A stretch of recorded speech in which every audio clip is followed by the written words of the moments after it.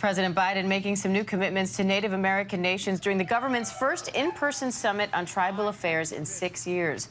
The changes include better communication between federal agencies and tribes, a plan to revitalize native languages, and new efforts to strengthen tribal rights outlined in existing treaties. ABC News senior Washington reporter Devin Dwyer and ABC News contributor and SiriusXM radio host Mike Muse join me now with more on this. Thank you both for being here.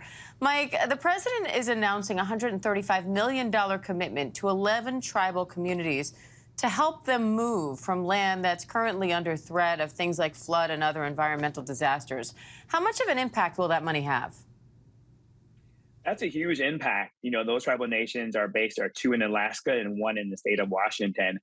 That is there's two significant reasons behind that. One is recognizing the impact of climate change and the impact that climate change can have on tribal nations, and a commitment from this administration to make sure that the tribal nations are looked after and cared for. It's really signaling that the administration is focused on tribal nations and their needs and really thinking ahead. So this doesn't just seem to be just a moment of convenience.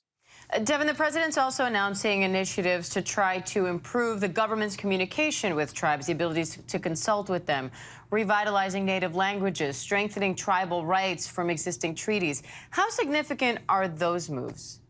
Well, this is very much about a reset, Diane. I mean, during the entirety of the Trump administration, the government never met with tribes like this. There are 574 federally recognized tribes in this country.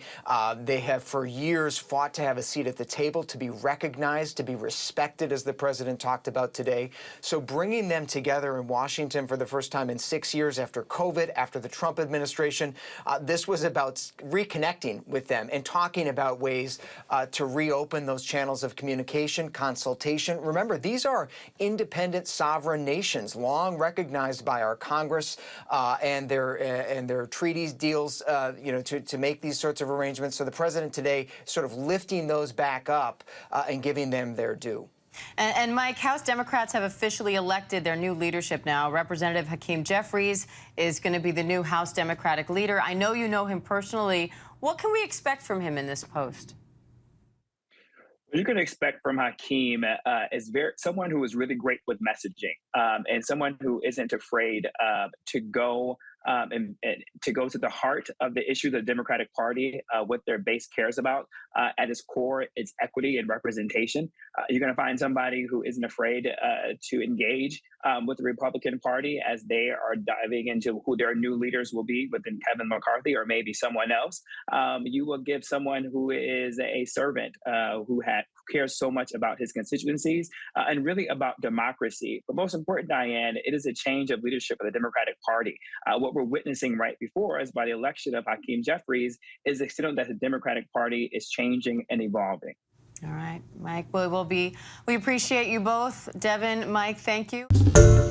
Hi, everyone. George Stephanopoulos here. Thanks for checking out the ABC News YouTube channel. If you'd like to get more videos, show highlights, and watch live event coverage, click on the right over here to subscribe to our channel. And don't forget to download the ABC News app for breaking news alerts. Thanks for watching.